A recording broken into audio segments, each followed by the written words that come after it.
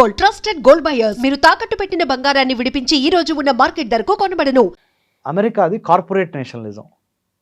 America వయసు ఎంత? 250 ఏళ్ళు. How old is America as a nation state? 250 years, that's all. 1776 4th July it was born.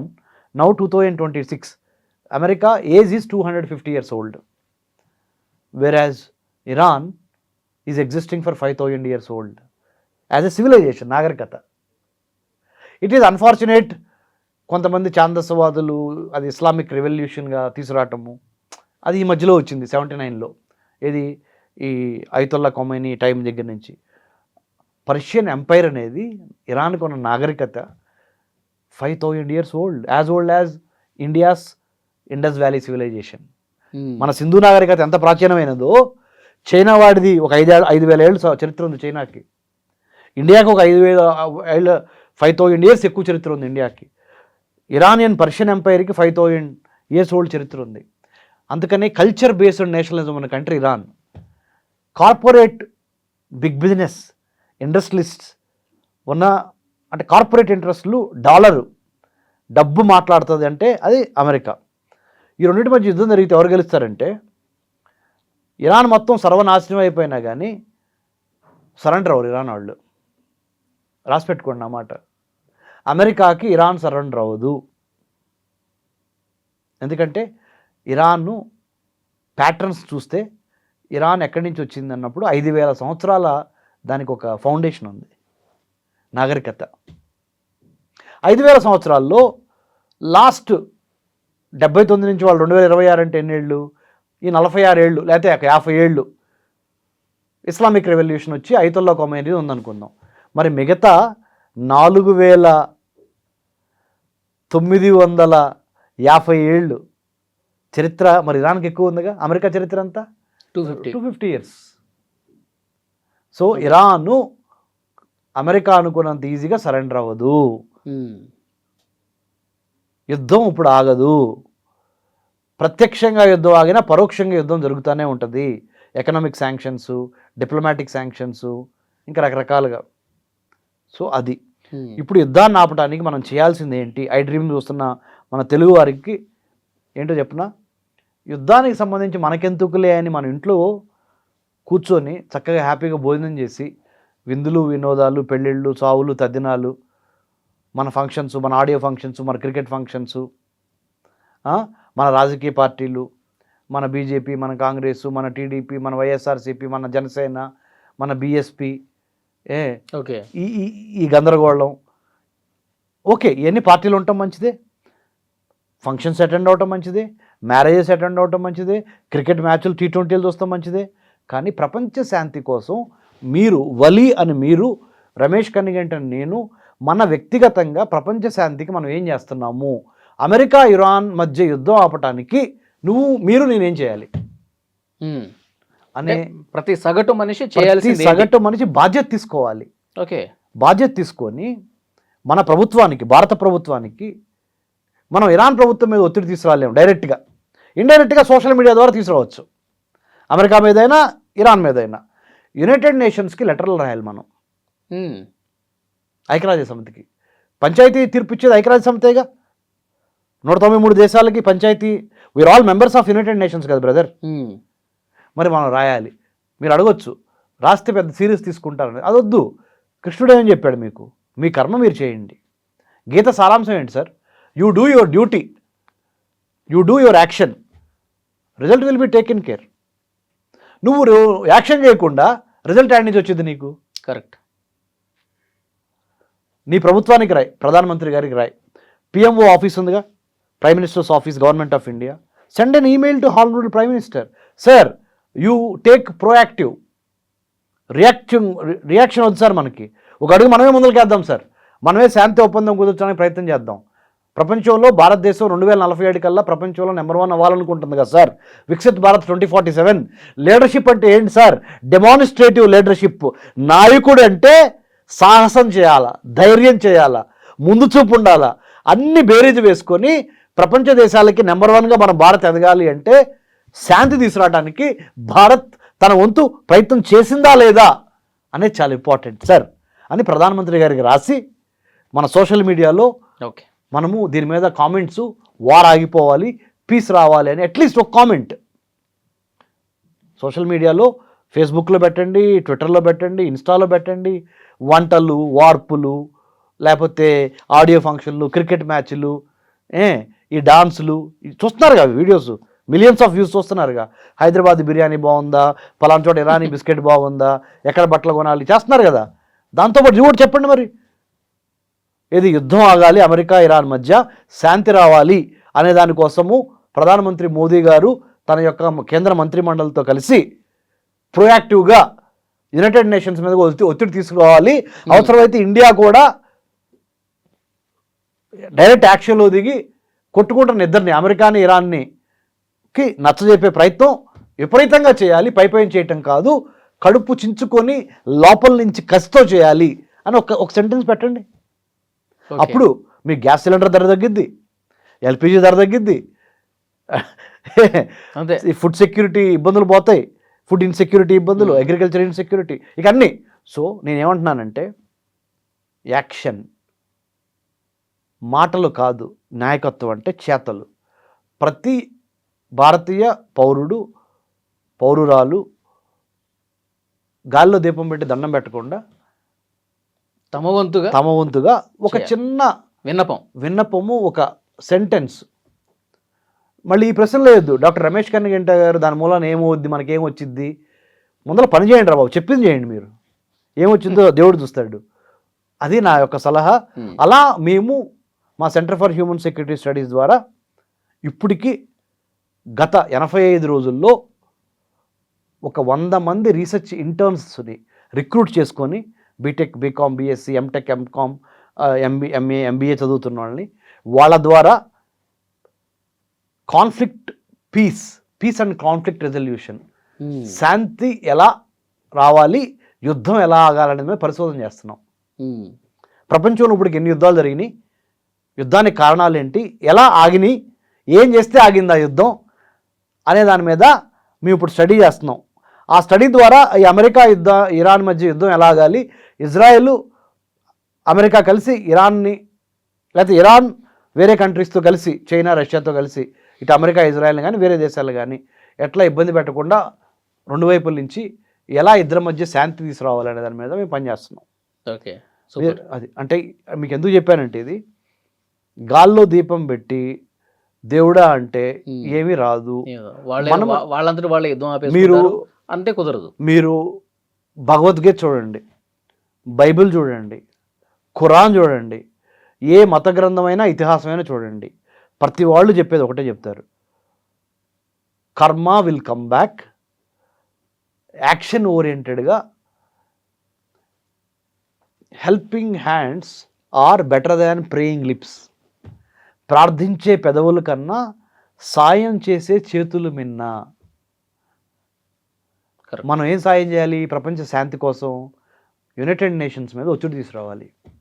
మన ప్రధానమంత్రి ప్రజల చేత, ప్రజల కొరకు, ప్రజల కై ఎన్నుకోబడిన ప్రధానమంత్రి మోడీ గారికి మనము రిప్రజెంటేషను ఒక చిన్న సోషల్ మీడియా పోస్ట్ ద్వారా, సార్ ఇంకా ఎక్కువ ఎఫర్ట్స్ పెంచండి సార్, మీరు ఎఫర్ట్స్ బాగానే చేస్తున్నారు, ఇంకా ఎక్కువ పెంచండి సార్, త్వరగా యుద్ధాన్ని ముగించే ప్రయత్నం చేయండి సార్. ఎందుకంటే మనం కూడా నాయకత్వం తీసుకోవాలనుకుంటున్నాం కదా, ప్రపంచంలో నెంబర్ 1 అవ్వాలనుకుంటున్నాం కదా ఇండియా అని చెప్పాలి. యునైటెడ్ నేషన్స్ మీద ఒత్తిడి తీసుకురావాలి, అమెరికా మీద ఒత్తిడి తీసుకురావాలి, ఇరాన్ మీద ఒత్తిడి తీసుకురావాలి, ఇజ్రాయెల్ మీద ఒత్తిడి తీసుకురావాలి. ఈ ముగ్గురు మూలనేగా, ఈ 3 దేశాల మూలనగా 190 దేశాల ఇబ్బందుల్లో ఉంది. ఇది రెండో పాయింట్, ఫైనల్ పాయింట్. ప్రపంచ రాజకీయాలు, ప్రపంచ రక్షణ సంబంధమైన వ్యవహారాల మీద ప్రతి స్టూడెంటు అవగాహన ఏర్పరచుకోవాలి. బీటెక్ వాళ్ళు ఓన్లీ ఆ టెక్నాలజీ చదువుతున్నారు, ఇంజనీరింగ్ వాళ్ళు ఓన్లీ ఆ ఇంజనీరింగ్ చదువుతున్నారు, డాక్టర్ డిగ్రీ చేస్తున్నాడు, లాయర్ చేస్తున్నాడు, టీచర్ ఈజ్ అన్ ఎక్సెప్షన్, కొద్దిగా వాళ్ళకి ఎక్కువ అవగాహన ఉంటుంది. మిగతా వాళ్ళు జియో పాలిటిక్స్ అంటే రాజకీయ, ఆర్థిక, భౌగోళిక, సామాజిక, సాంఘిక ప్రపంచ పరిస్థితుల మీద ఇంట్రెస్ట్ పెట్టాలి.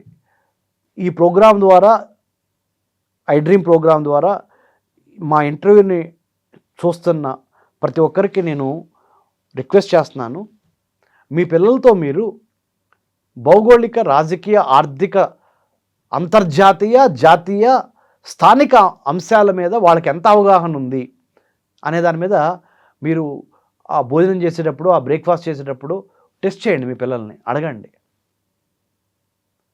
అసలు ఆఫ్రికా ఎక్కడుందిరా, ఆస్ట్రేలియా ఎక్కడుంది, పాపా న్యూగినియా ఎక్కడుంది, అంటే భౌగోళికంగా అమెరికా ఎక్కడుంది, ఏ ఖండంలో ఉంది, భారతదేశం చుట్టుపక్కల ఉన్న దేశాలు ఎన్ని, మన ఇంటికి ఎన్ని గజాలు ఉన్నాయో తెలుసు మీకు, మన రోడ్డుకి ఎన్ని ఎంట్రీ ఎగ్జిట్ పాయింట్లు ఉన్నాయో తెలుసు.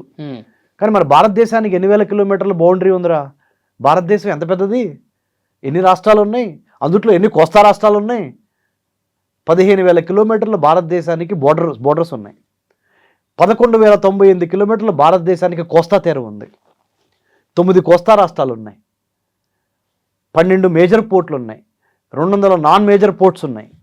Ports are the gateways to the country. World trade, ప్రపంచ వ్యాపారంలో 80% షిప్పుల ద్వారా వ్యాపారం జరుగుద్ది. అంటే మనకున్నది అతి గొప్ప విలువైన సంపద. పైన హిమాలయాలు ఉంటే ఇటు ఇటు దక్షిణాన, తూర్పున, పడమర, కింద కలిపితే హిందూ మహాసముద్రం, ఈ పక్కన అరేబియా, ఈ పక్కన బంగాళాఖాతం, మొత్తం కలిస్తే కింద హిందూ మహాసముద్రం. హిందూ మహాసముద్రంలో 23 countries Indian ocean rim association countries ఉన్నాయి. అందుట్లో హిందూ మహాసముద్రం 3 కాంటినెంట్స్ని తాగుతుంది. ఆఫ్రికా నుంచి స్టార్ట్ అయ్యి ఏషియా, ఇటు ఆస్ట్రేలియా వరకు. ఈ విషయాలన్నీ స్టూడెంట్స్కి టీచర్లు చెప్పాలి, తల్లిదండ్రులు కూడా పిల్లలతో మాట్లాడాలి. ఇవి మాట్లాడకుండా మనకి ఇన్ని పొలాలు ఉన్నాయి, మనకి ఇన్ని స్థలాలు ఉన్నాయి, నువ్వు బాగా చదువుకుంటే నీకు ఎంత జాబ్ వచ్చింది, కట్నం, ఈ మంచి చెడు, లేకపోతే నువ్వు బాగా చదువుకోయా, అమెరికా వెళ్ళి సెటిల్ అయ్యాయా, ఆడ నుంచి మాకు ఇన్ని డాలర్లు పంపించాయా, లేకపోతే పక్కన వాళ్ళు యూకేలో ఉన్నారంటయ్యా, నెలకు 3 లక్షలు ఇంటికి పంపిస్తున్నారు, నువ్వేమో అరే దేశం కోసం కొన్ని లక్షల మంది ప్రాణాలు త్యాగాలు చేశారు మన భారతదేశం కోసం, ఏమో ఇక్కడ కూర్చొని, ఇక్కడ చదువుకొని, ఇక్కడ ఐఐటీల్లో, ఇక్కడ ఐఐఎంలో, ఇక్కడ ఎన్ఐటీల్లో, ఇక్కడ కాలేజీల్లో చదువుకొని నువ్వు అక్కడికి వెళ్ళి సైబర్ కూలీగా పనిచేయటమేంద్రా బాబు. సెకండ్ క్లాస్ ట్రంప్ చేసే పాలసీల మూలాన మనకి ఇక్కడ నిద్రలేని రాత్రులు ఏంట్రా బాబు. ఈ ప్రోగ్రామ్ చూస్తున్న వాళ్ళకి నేను చెప్పేది అర్థమవుతుంది. ఎంతమంది మీ కొడుకుల్ని, కూతుళ్ళని ఎడ్యుకేషన్ లోన్స్ తీసుకొని ఆ దేశం పంపించారు, మీరు గుండెల మీద చేసుకొని చెప్పండి ఎంతమంది మీ పిల్లలు అక్కడ అల్లాడిపోతున్నారు. కంపల్సరీ ప్రాక్టికల్ ట్రైనింగ్ దొరకదు, ఆప్షనల్ ప్రాక్టికల్ ట్రైనింగ్ దొరకదు. ఎంఎస్ అయిపోద్ది, ఎంఎస్ నుంచి F1 స్టూడెంట్ వీసా మీద వెళ్తారు, దాని నుంచి H1B రాదు, అక్కడి నుంచి వదిలి రాలేరు మీ పిల్లలు, మీరు ఇక్కడి నుంచి ఎదురు డబ్బులు పంపించాలి, పరువు నష్టం అనుకుంటారు, అమ్మా నాన్న ఫీల్ అవుతారని వాళ్ళు చెప్పరు, వస్తే చుట్టుపక్కల వాళ్ళు ఏమనుకుంటారు, మీరు ఫీల్ అవుతున్నారు. నాకు ఫోన్ కాల్స్ వస్తున్నాయి. నాకు ఎంతమంది తల్లిదండ్రులు ఫోన్ కాల్స్ చేస్తున్నారంటే 2025 జనవరి నుంచి ట్రంప్ ఎప్పుడైతే అధ్యక్ష పీఠం ఎక్కాడు అప్పటి నుంచి నిరుద్యోగం అమెరికాలో లక్షల రూపాయలు లోన్లు తీసుకొని ఇక్కడ ఇండియన్ బ్యాంక్స్ నుంచి మన తల్లిదండ్రుల పిల్లల్ని అక్కడ పంపించారు. అవసరమైంది తమ్ముడు. ఒక 2 ఏళ్ళు అంటే ట్రంప్ వెళ్ళిపోతాడు, చాలా వరకు ఈ నెగిటివిటీ తగ్గుద్ది, అప్పుడు మన వాళ్ళకి బాగుంటుంది. అక్కడ రివర్స్ బ్రెయిన్ డ్రైన్ అయ్యింది వలీ బ్రదర్, రివర్స్ బ్రెయిన్ డ్రైన్ అయ్యి అమెరికాలో సెటిల్ అయిన వాళ్ళందరూ నన్ను నమ్ము, అమెరికాలో సెటిల్ అయిన భారతీయులందరూ ఇంక్లూడింగ్ తెలుగు వాళ్ళు ఇవాళ నుంచి ఇంకొక 10 ఏళ్ల లోపల పెట్టాబేడా సర్దుకొని భారతదేశానికి రాకపోతే గనక చూడండి. ఎందుకో తెలుసా, అలాంటి గొప్ప దేశం మంది ఇప్పుడు ప్రస్తుతానికి అక్కడికి ఎందుకు వెళ్ళారంటే వీళ్ళు dollar and standard of living అంటారు. డీడాలరైజేషన్ జరుగుతుంది ప్రపంచవ్యాప్తంగా. America is not a rising power, America is a waning power. America తన ప్రాబల్యాన్ని క్రమక్రమంగా కోల్పోతుంది. మన ట్రంప్ వెళ్ళి చైనాలో కూర్చున్నప్పుడు ట్రంప్ ఎలా కూర్చున్నాడు తెలుసా, చైనా అధ్యక్షుడి ముందు ఎట్లా కూర్చున్నాడు. ట్రంప్ ఎలా కూర్చుంటాడు అసలు, మామూలుగా ఇలా కూర్చుంటాడు, ఎలా షేక్ హ్యాండ్ ఇలా పట్టుకో ఇలా అంటాడు. చైనీస్ ప్రెసిడెంట్ షీ జిన్పింగ్ ఎట్లా అల్లా ఉన్నట్టు పట్టుకొని వదిలేశాడు. చైనీస్ ప్రెసిడెంట్ ఏమన్నాడో తెలుసా అమెరికన్ ప్రెసిడెంట్తో, మనము రైవల్స్గా ఉండకూడదు, పార్ట్నర్స్గా ఉండాలన్నాడు. మనం శత్రువులం కాదు, కలిసి పని చేయాలని చెబుతున్నాడు. ఈయన కూడా అదే అన్నాడు, ట్రంప్ కూడా. కానీ ఒక మాట అన్నాడు చైనీస్ ప్రెసిడెంట్, తుసిడైట్స్ ట్రాప్ అన్నాడు. తుసిడైట్స్ ట్రాప్ అంటే అది ఒక గ్రీక్ హిస్టారికల్ నేపథ్యంలో, గ్రీక్ మైథాలజీ హిస్టారికల్ నేపథ్యంలో తుసిడైట్స్ ట్రాప్ అంటే ఏంటంటే ఒక రైజింగ్ పవర్కి ఆల్రెడీ ఎమర్జింగ్ పవర్కి మధ్య కనుక యుద్ధం జరిగితే, ఒక ఎదుగుతున్న కంట్రీకి, ఒక ఎదుగుతున్న దేశానికి, ఆల్రెడీ ఎదిగిన దేశానికి మధ్య యుద్ధము చాలా వినాశనానికి దారితీసింది. కాబట్టి మన ఇద్దరం కొట్టుకోవద్దు. మీరు నెంబర్ 1 అమెరికా, నేను number 2 China. We should not fight. If we fight it's a disaster అని చైనీస్ ప్రెసిడెంట్ చెప్పాడు. అంటే నర్మగర్భంగా ఏం చెప్పాడంటే, తైవాన్ విషయంలో నువ్వు కనుక సపోర్ట్ చేసావు అనుకో, ఎవరికి, తైవాన్ని, చైనాకు వ్యతిరేకంగా, mister America, mister president Trump, మనిద్దరం కొట్టుకోవాల్సి వస్తుంది. అది నీకు మంచిది కాదు, నాకు మంచిది కాదు, ప్రపంచానికి అసలు మంచిది కాదు అని చెప్పి పంపించాడు అక్కడి నుంచి. సో ఇవన్నీ ఎందుకు చెబుతానంటే, will conclude it some other time will talk. వలి శాంతి ఎలా సాధించాలి? 40 కోట్ల మంది ఉన్న 3 దేశాలు, 750 కోట్ల మంది ఉన్న 190 దేశాలు. ఇది సినారియో. ఈ 40 కోట్ల మందిని ఈ 750 కోట్ల మంది ఆపలేరా యుద్ధం జరగకుండా? చెప్పు. ఆపాలి. 750 కోట్ల మందిలో కనీసం 50%, అంటే ఒక 400 కోట్ల మంది లెటర్స్ 4 యూట్యూబ్లో లేదా ఇన్స్టాలో లేదా ఫేస్బుక్లో ఒక sentence, let's welcome peace, stop war. ఏదో ఒక మాట రాయండి, ఏమైంది?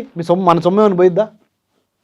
పంచభూతాలు మన ఇంటెంట్, మన కంటెంట్, మన క్యారెక్టర్ని గమనిస్తాయి. పంచభూతాలు నమ్ముతావుగా వాళ్ళు? నువ్వు నమ్ముతా 100% యద్భావం తద్భవతి, as you sow you reap. 750 కోట్ల గుండెల్లో నుంచి శాంతి వచనం వస్తే 40 కోట్ల మంది తల ఒగ్గాల్సిందేగా. అంతే. ఈ 3 దేశాలు, అమెరికా, ఇరాన్, ఇజ్రాయెల్, 40 కోట్ల మంది, 750 కోట్ల మంది, మిగతా 190 దేశాలు. అంతే.